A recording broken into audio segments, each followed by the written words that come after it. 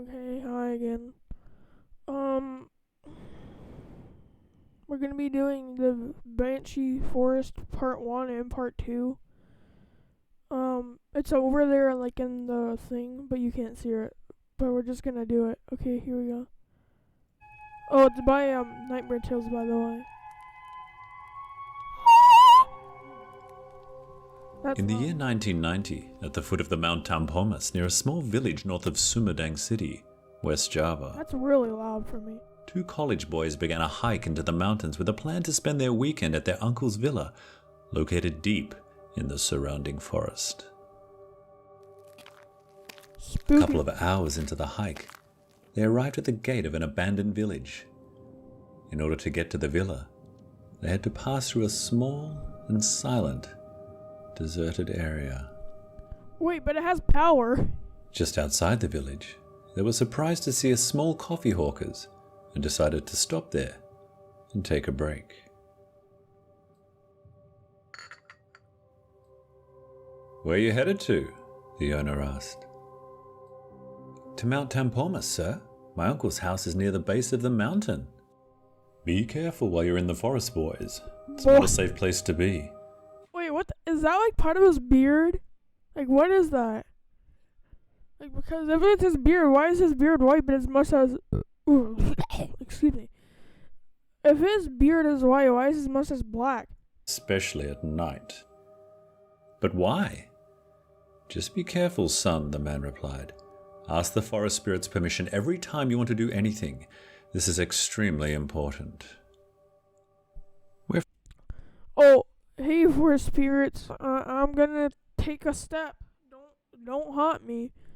Okay, I'm gonna take another step. Okay. "From the city, sir. We don't believe in silly ancient superstitions," they quipped back. You're dumb. The owner, acknowledging their answer, simply said, "Just be careful, okay?" Realizing they had rested long enough, they stood up, thanked the owner, and carried on to the entrance of the forest. Like, why would you walk anyway? Why don't you, like, bike or take a car or something?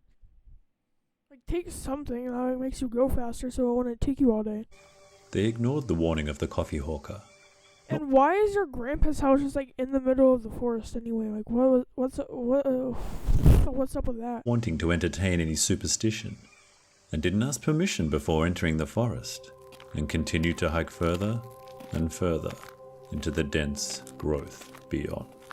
Mount Tamponas has 6 posts between the base and the peak. Their uncle's villa was located not far past post 2, Did you get to post just two? before sunset. Not far from post 2, they spotted a brood of wild chickens happily grazing on the forest floor. Chicken good. They looked at each other and smiled, both thinking the same thing, to catch and kill the fattest one for dinner. They stopped and Oh, you got I can't talk. You gotta ask the forest spirits permission. decided that this is where they would camp for the night. It started to get dark quickly, so they divided their duties. One collected wood and made a fire, and the other was to catch the wild chicken. They then helped each other to prepare the dinner, plucking its feathers and cleaning out its guts in a wash Ew. bowl before seasoning the meat and roasting it in the You brought seasoning? Like, what the heck? fire. It was unfortunate that they forgot to throw away the entrails and clean the blood from the wash bowl.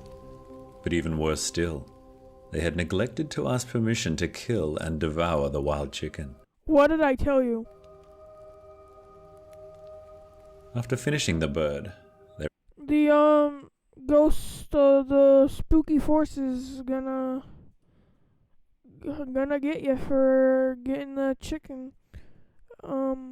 Watch out. relaxed by the fire, played some music, and laughed at each other's stories long into the night. That was, until they started to smell something disgusting. A horrible stench was drifting their way. One asked the other, "Did you throw away the blood and guts from the wash bowl?" "No, I didn't," he quickly replied. They froze where they sat when the sounds of the forest were disturbed by an eerie, shrill, Ooh, the I hell don't was like that? that. I'm One of putting them that asked. down. They made their way over to the bowl, the source of the odor, and frighteningly, the sound became louder. Terrifying creatures Oh, dressed bro, from what the head heck? to toe in white were gathered around the foul-smelling wash bowl.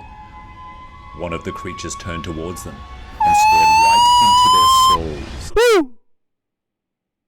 That's pretty scary. Okay, pause here. Okay, resume.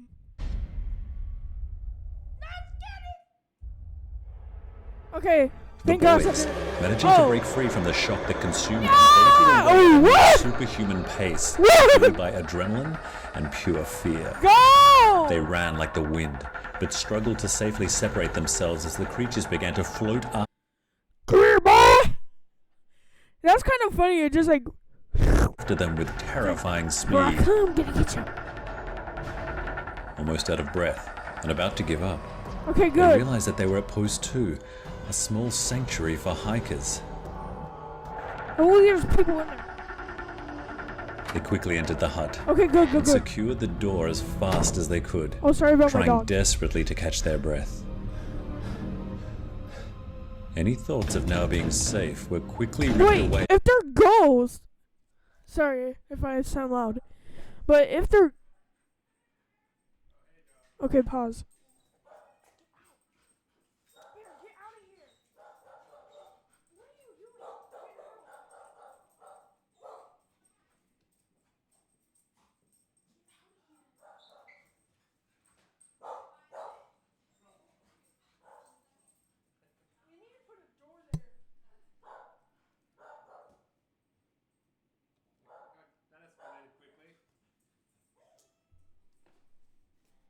Okay, resume.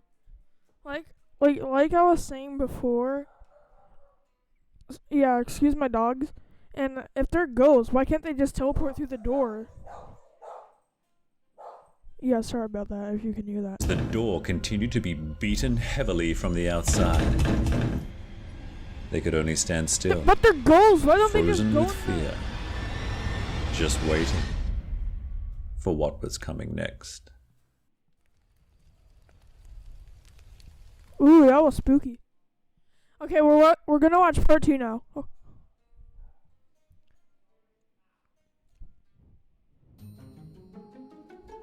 Hey, have you seen my balls?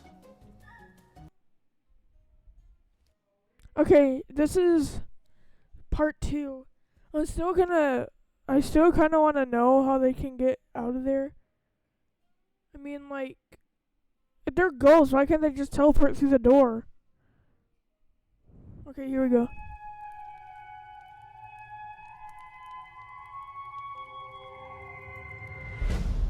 Post 2, it appeared, was under siege.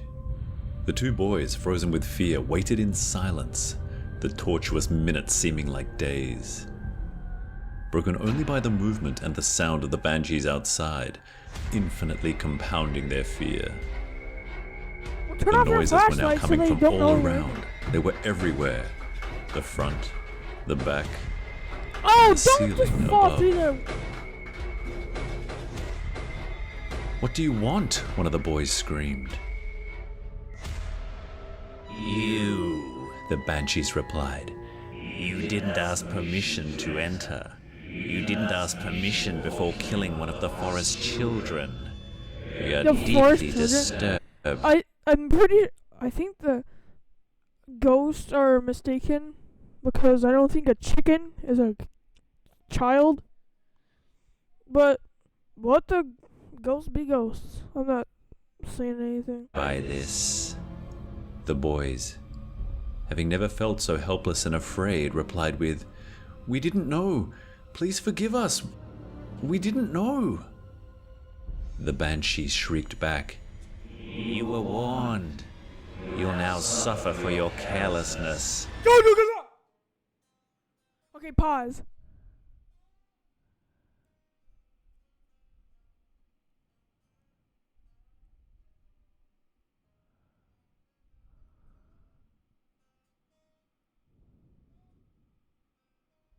"And your lies."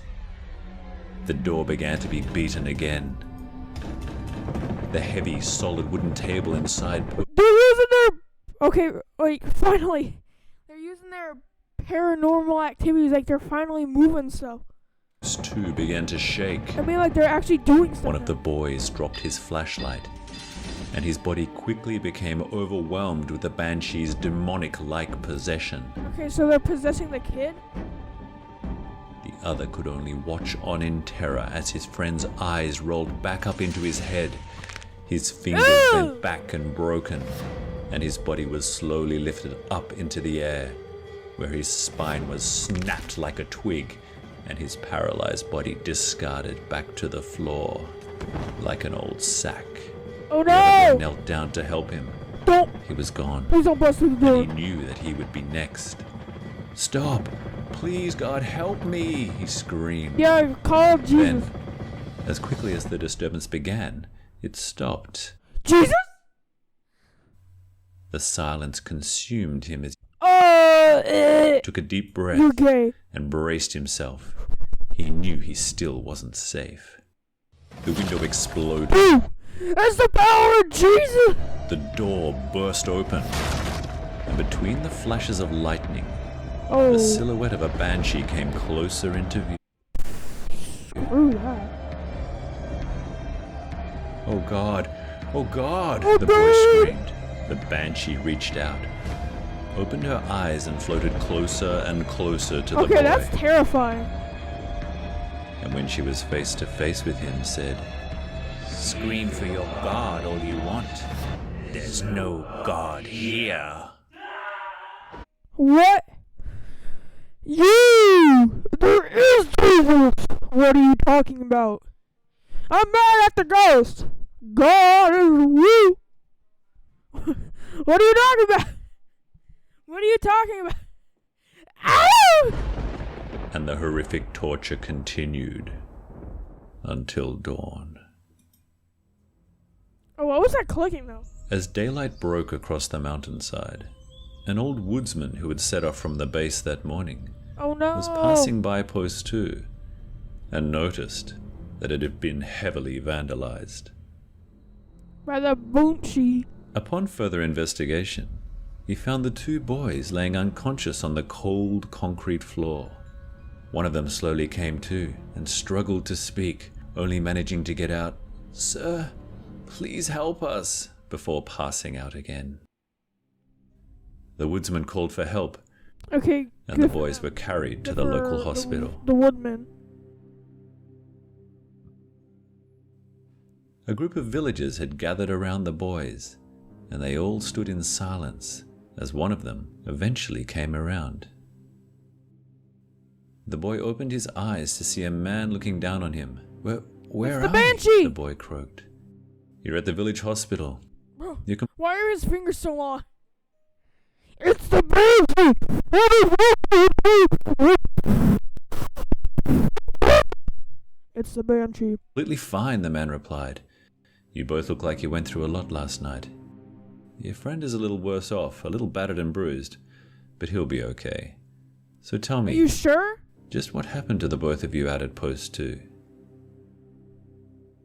The boy, now sitting up in bed, tried to recollect what he could about the horrific nightmare they had just lived through.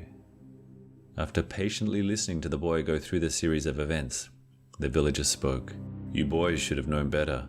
I believe you were warned to ask permission before entering the forest, from the spirits that reside there." "Yes, sir. We realize that now. We were wrong, and we were very sorry. Okay. I'm so glad that it's over now." You sure?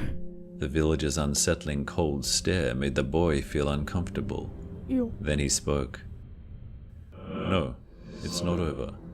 The dirt that you stepped in, the smoke from the campfire, and the blood on your hands, it will forever stain you. Oh The smell will no! never leave you, It's the Banshee! continue to haunt you for the rest of your life."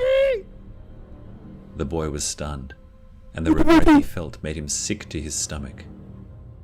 A sudden tap on his shoulder made him look up to see a nurse standing beside his bed. "Boys, I brought you your medicine," she said. "Oh, and by the way, this is the woodsman who saved the two of you. He found you both passed out in the hut at Post 2. He raised the alarm, and had you brought to the hospital here. Wait, but how did they get to the hospital if the two kids didn't take a car to get to their uncle's house? How did the ambulance get there? Like, what? Or did they just like decide to hike? Did they not want to take a car? Thank you so much, the boy said haltingly, a little confused by their sudden appearance. Don't mention it. I'm glad you're now both okay, said the woodsman. By the way, who were you talking to when we came into the room? Your friend's not awake yet, and there's no one else here. Huh? It was a busy. Thought the boy, quickly looking around the room and realizing the man was right. His friend was asleep, and other than them, the room was completely empty. Then, he saw them. No! He saw the spirits that would forever Oh my torment god! him, That's never to terrifying. leave him, and forever haunt him for the Like, rest of his life. please don't scare me. Stop it! Oh my god. So like when he's like a little older, like when he's older, he's like used to the ghost. He's like, "Hey Banshee, here to haunt me?" Yeah, I'm here to haunt you. Okay. Well, that was the Banshee Forest by Nightmare Tales. That was actually pretty good. It gave me a little spook. Bye.